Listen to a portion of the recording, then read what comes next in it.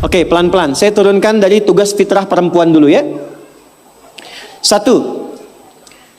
Kalau perempuan belum menikah berarti statusnya apa? Anak. Pasti ada ibu kan? Kalau sudah menikah statusnya apa? Istri. Kalau sudah punya anak statusnya apa? Ibu. Punya cucu? Itu 1. Kalau cucunya 2? Nenek. Dah. Lihat sini. Sekarang bagaimana kurikulum surga Firdaus membentuk fitrah perempuan dari status anak di rumah tangganya dulu sampai ke status paling tinggi. Yuk kita bacakan ayatnya. Quran surah 23 ayat 1-nya dulu pelan-pelan. Qad aflahal mu'minun. Sudah? Saya pernah sampaikan, perhatikan terjemahannya. Akan menggenggam kesuksesan dan kebahagiaan. Setiap insan beriman itu. Jadi kalau kita sudah beriman dan imannya digunakan untuk bersikap, bukan hanya dengan akal, Allah jamin cepat atau lambat akan diantarkan pada kesuksesan dan kebahagiaan. Bukan hanya sukses ya, tapi kesuksesan yang membahagiakan. Suami Anda sukses di pekerjaan, tapi kesuksesan itu tidak membawa kebahagiaan ke rumah. Nyaman gak? Gak membawa ketenangan, nyaman gak? Pilih mana? Kaya tapi gelisah atau miskin tapi tenang? Kaya tapi tenang. Tetap ya pilih ketiga. Lihat baik-baik. Maka lakukan semua dengan pendekatan iman. Kalau sudah pakai iman, bahasa singkatnya niatkan ibadah. Jadi ibu tugas apapun, ya, Anda sebagai anak, sebagai istri, sebagai ibu dan ke atasnya, kalau berperan dalam kehidupan, kalau ada kalimat iman maksudnya niatkan ibadah karena Allah. Maaf dengan kalimat ini. Ibu merawat anak, memandikan, menyekolahkan, menyayangi, memeluk sebelum tidur. Saya tanya, itu karena sayang, karena cinta, atau karena ibadah? Masa? Kalau ibadah itu pasti karena Allah. Kalau iman pasti karena Allah. Alladzina yu'minuna bil ghaib. Ini ada, saya lihat anak-anak nih ya. Ibu tuh merawat, menggendong, mendidik dan sebagainya kepada anak karena sayang atau karena Allah? Apa standarnya? Standarnya ketika kita mengerjakan semua karena Allah, maka ukurannya semua yang dikerjakan akan dipastikan sesuai dengan ketentuan Allah. Di mana disekolahkan anak ibu? Jangan-jangan Anda mengatakan saya mendidik karena Allah, tapi Anda sekolahkan di tempat yang tidak pernah mengenal Allah. Di sekolahnya nggak ada pelajaran sholat, nggak ada baca Quran. Apa yang Anda berikan untuk anak Anda? Lihat pakaiannya. Katanya karena Allah, tapi dia menggunakan pakaian yang auratnya terbuka yang Allah nggak suka. Lihat mainannya. Apa yang ia kelola dengan mainan itu? Apakah mendekatkan pada Allah atau menjauhkan dari Allah? Lihat tayangannya. Apa yang dia tonton yang menjadi tuntunan dia dalam berkehidupan. Kalau ada anak kata-katanya kotor, ada anak perilakunya menyimpang, yang pertama dilakukan, jangan dulu pojokkan dan marahi anaknya, kembalikan kepada sikap orang tuanya. Istighfar dulu. Maka mulai hari ini, kalau Anda ingin mengikuti jejak Sayyidah Khadijah, mulai sekarang gerbangnya dibuka. Niatkan semua kegiatan karena Allah. Nah, apa yang harus dilakukan pertama kali untuk itu? Lanjut ayat keduanya. Alladzina hum fi salatihim khashi'un. Pelan-pelan. Kurikulum yang pertama dimulai dari salat. Saya ulangi, dimulai dari apa? Kata Allah, penghuni surga Firdaus itu terlihat yang pertama dari ciri salatnya, bukan sekedar menunaikan salat, tapi dia mencoba untuk mendapatkan kekhusyuan dalam sholatnya. Pelan-pelan. Ini saya belum bicara dengan suami ya, bicara status ibu dulu. Sebagai istri, sebagai ibu, sebagai anak. Maka kalau ingin levelnya naik, mengikuti jejak Sayyidah Khadijah, maka yang pertama dibangun hubungan dengan Allah dulu. Dalam bahasa Arab, hubungan kuat itu yang sulit dipisahkan disebut dengan silah. Ibu pernah dengar silaturahmi? Silaturahim. Kenapa disebut silaturahim? Maksudnya hubungan perhatian yang kuat, yang saat berpisah pun masih ingat, masih mendoakan, masih mengenal. Di silaturahim yang sukses itu bukan Anda ketemu, Anda nyapa, bukan. Kalau Anda nyapa orangnya ada, wajar. Tapi kalau Anda berpisah masih ingat teman, masih didoakan, masih disupport, itulah silaturahim. Nah, ibadah yang melatih kita terhubung kuat dengan Allah, sehingga dimanapun tersambung dan dijaga oleh Allah, itu disebut dengan sholat namanya. Maka ketika diminta untuk sholat, sebetulnya itu ibadah personal yang Allah inginkan untuk merubah perilaku kita dan pribadi kita supaya lebih dekat dengan Allah. Makanya panggilannya itu bukan panggilan beban, Bu. Bukan panggilan ruku, bukan panggilan sujud. Coba dengarkan kalau orang yang sedang azan, muadzin itu sholat. Ya, azan, maaf, saat sedang mengumandangkan azan. Hayya 'alas shalah. Ayo salat. Setelah itu apa? Hayya 'alal falah. Ayo sukses, ayo bahagia. Falah itu kalau sudah digenggam jadi aflah. Orang yang menggenggam kesuksesan, kebahagiaan. Qad aflahal mu'minun.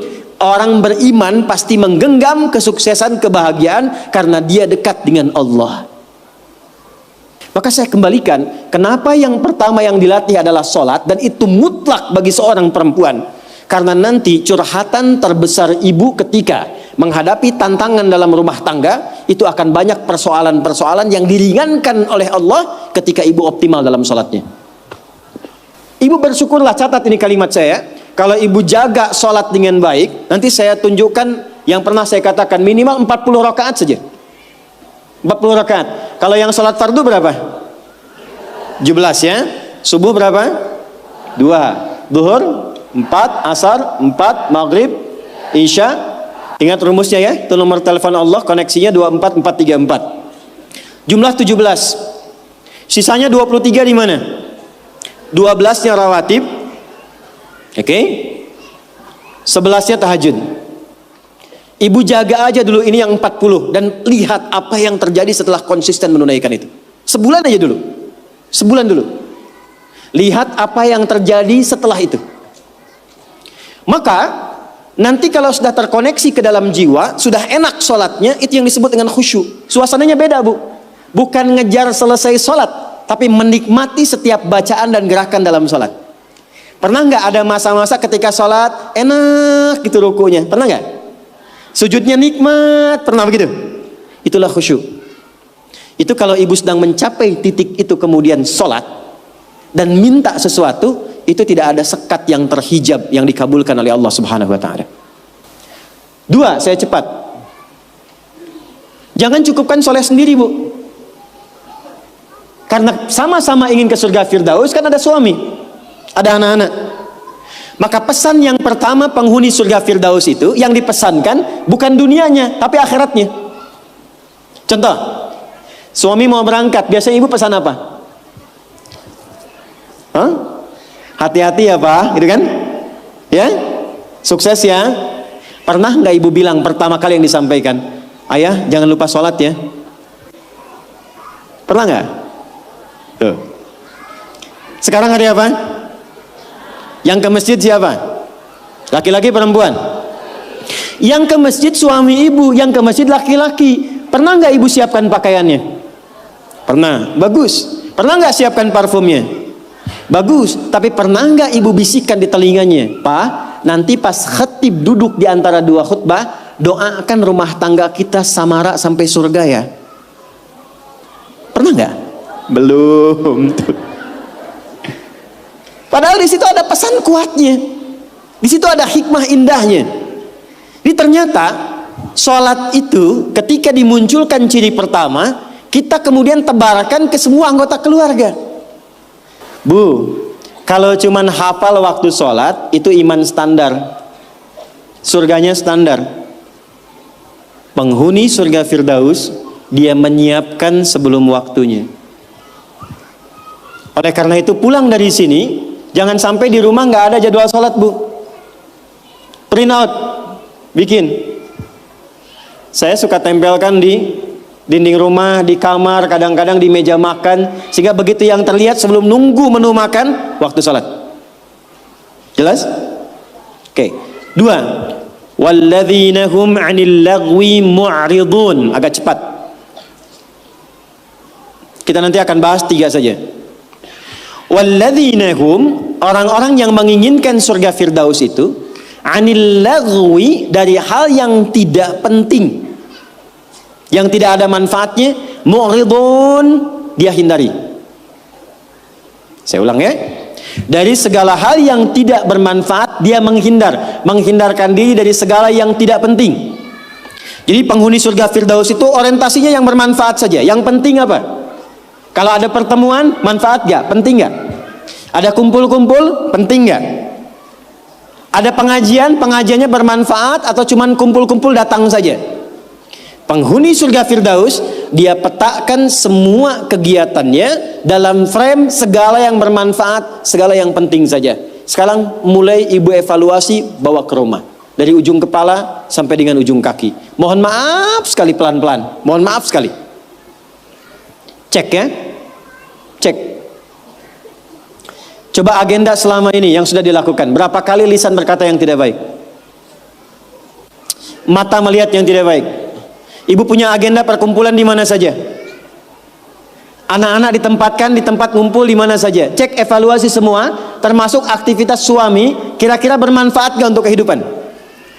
Dudukan semua itu, kemudian telaahi dengan baik, bikin kurikulum, maka mulai belajar, misalnya ambil target per bulan. Latihan dari lisan dulu. Sepakat semua keluarga, Pak, anak-anak, kita sebulan latihan berkata yang baik-baik ya. Kalau ada nggak sepakat, katakan dengan cara yang baik. Kalau melihat ingin bertutur, katakan dengan cara yang benar. Yang tak bermanfaat, jauhi. Sekarang coba, ketika ibu bertemu dengan teman, bikin pengajian, bikin tempat kumpul, kalau ingin masuk ke dalam golongan surga Firdaus, pastikan bukan hanya profesinya. Semua apa yang dikerjakan, nilainya berada pada nilai kebaikan. 3, agak cepat. Walladzina hum lizzakati fa'ilun. Ternyata penghuni surga Firdaus juga gemar berzakat. Gemar apa? Baik, zakat itu berapa persen dari harta? 2,5 minimalnya. Bisa nggak berzakat kalau nggak ada uangnya? Hah? Berarti perintah berzakat sekaligus perintah untuk mencari materi kan? Supaya bisa zakat kan? Makanya dalam Islam nggak dilarang. Silahkan suami mencari nafkah, bekerja. Ibu punya bakat, bisa jualan. Sayyidah Khadijah jualan nggak? Pedagang nggak? Sukses nggak? Bukan cuma sukses, sangat sukses. Hasilnya luar biasa. Nanti kita cerita. Tapi yang ingin saya katakan, ibu kalau sekarang bikin hijab face misalnya, ada yang bikin kerudung, bikin kue, bikin macam-macam, itu nggak dilarang, silahkan. Sepanjang tidak mengabaikan tugas pokok yang ada di rumah yang melekat kepada ibu, silahkan. Tapi niatkan tujuannya untuk apa? Niatkan tujuannya untuk mengabdi kepada Allah supaya bisa zakat. Terakhir, kita gabungkan ketiganya. Saya ulang, kita gabungkan ketiganya. Uang sudah dapat. Awas ya, ini untuk pribadi dulu. Dibawa ke rumah, ibu olah. Biasanya harta suami pun kan diberikan juga ke ibu ya. Sehingga ada adigio mengatakan, harta saya, harta suami, harta. Oke, sekarang bawa bu, pelan-pelan ya. Mohon maaf nanti dengan kata-kata saya ini, karena kita akan mencoba menata lebih baik. Dan jangan mengecilkan orang lain. Ibu bawa pulang ke rumah. Maka kebutuhan pokok pertama kan untuk pemenuhan kebutuhan dalam kehidupan rumah tangga. Tarik ke pribadi. 1, untuk pakaian misalnya. Karena kita sekarang menaikkan level seperti Sayyidah Khadijah, berpakaian yang bukan hanya pantas, tapi Allah sukai dan menjadi support untuk suami. Maka perhatikan pakaiannya. Apakah cara berpakaiannya dan koleksi pakaian yang sudah dikumpulkan itu betul-betul menunjukkan pakaian yang disenangi oleh Allah? Contoh, perempuan berjilbab atau tidak? Saya ulang, berjilbab atau tidak syariatnya? Yang sudah berjilbab pertahankan, yang belum kita bantu, doakan, terangkan tentang keutamaan keistimewaan jilbab. Ternyata saking pentingnya jilbab itu, Bukan hanya di dunia, di alam kubur pun ketika meninggal, kain kafan perempuan ditambah satu. Yang laki-laki nggak punya. Apa itu? Kerudungnya. Saking pentingnya. Jadi ketika dalam kehidupan dunianya pun misalnya belum mengenakan sepenuhnya, itu saat pulangnya mesti dipakaikan kerudungnya dalam kafannya. Sebetulnya apa fungsi jilbab itu? Yuk, kita tarik dulu pelan-pelan. Buka Quran surah ke-33 Al-Ahzab ayat 59. Nanti setelah itu saya tarik kepada suami untuk mensupport. Surah ke-33 Al-Ahzab ayat 59. Ada ayatnya, ya ayyuhan nabiyyu qul li azwajika wa banatika wa nisa'il mu'minin, ada yudnina min jalabibihinna dzalika adna an yu'rafna fala yudzain. Ada? Asalnya Bu, sebelum ayat ini turun, itu masih ada yang berkerudung, masih ada yang tidak berjilbab, biasa saja. Tapi tiba-tiba ada kejadian. Perempuan muslimah malam-malam ingin ke toilet, diganggu oleh preman-preman Madinah dari Yahudi. Maka dilaporkan kepada Nabi, turunlah ayat ini. Maka Allah sampaikan, ya ayyuhan nabi, wahai Nabi, qul li azwajika, mulai hari ini sampaikan pada semua istrimu, wa banatika, anak perempuanmu, dan nisa'il mu'minin, bukan cuman perempuan, nisa'il mu'minin, perempuan-perempuan yang memang merasa punya iman, yang yakin dengan anugerah Allah. Yudnina min jalabibihinna, mulai detik ini kenakan jilbab oleh mereka. Dzalika adna an yu'rafna, maka ketika jilbab dikenakan, aku akan perhatikan sebagai identitas untuknya. Di identitas ibu sebagai perempuan di hadapan Allah itu salah satunya ketika ibu mengenakan jilbab yang dikenakan itu dengan model apapun. Tapi belum berhenti ayatnya, belum berhenti. Perhatikan kalimatnya. Asa ayyurafna, maka ketika dia kenakan jilbab itu, semua mesti kenali dialah perempuan yang beriman. Fala yu'zain, dan setiap laki-laki yang beriman mesti punya komitmen melindungi dan menjaganya. Jadi ketika ibu kenakan jilbab itu kami yang laki-laki, yang pria-pria mukmin ini, itu terikat dengan komitmen kepada Allah. Kalau ibu ada yang ganggu, ada kesulitan, kami mesti bantu. Itu asalnya. Di Allah turunkan ayat hijab, jilbab itu bukan sekedar ingin menutup, tapi memberikan kemuliaan pada perempuan. Dan ini fikih jarang diketahui laki-laki juga. Jadi ketika ibu ke pasar nih ya, kesulitan misalnya, beli beras sulit, terlihat ibu pakai jilbab tuh, itu laki-laki itu yang melihat itu langsung respon bantu.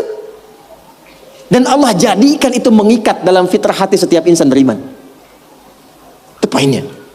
Sekarang ingin saya katakan, ketika Allah memberikan hadiah yang sangat luar biasa dan mengistimewakan, diambil nggak?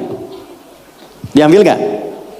Maka perhatikan, kalau di era Sayyidah Khadijah hasil niaganya diserahkan untuk dakwah Nabi, maka di era kita dibalik, apa yang dihasilkan oleh suami diolah oleh istri perempuan, ada pendapatan dari istri dikumpulkan, coba dari situ kreasikan untuk membeli atau mendapatkan sesuatu yang Allah sukai. Punya anak perempuan, apa yang Allah sukai dari perempuan ini? Ibu kalau nggak percaya silakan ya, kasih makanan yang halal, kasih pakaian yang paling benar, nanti cek, masukkan dia ke sekolah Quran. Demi Allah saya katakan, tidak tunggu lama dia akan cepat mendapatkan hafalan Qurannya.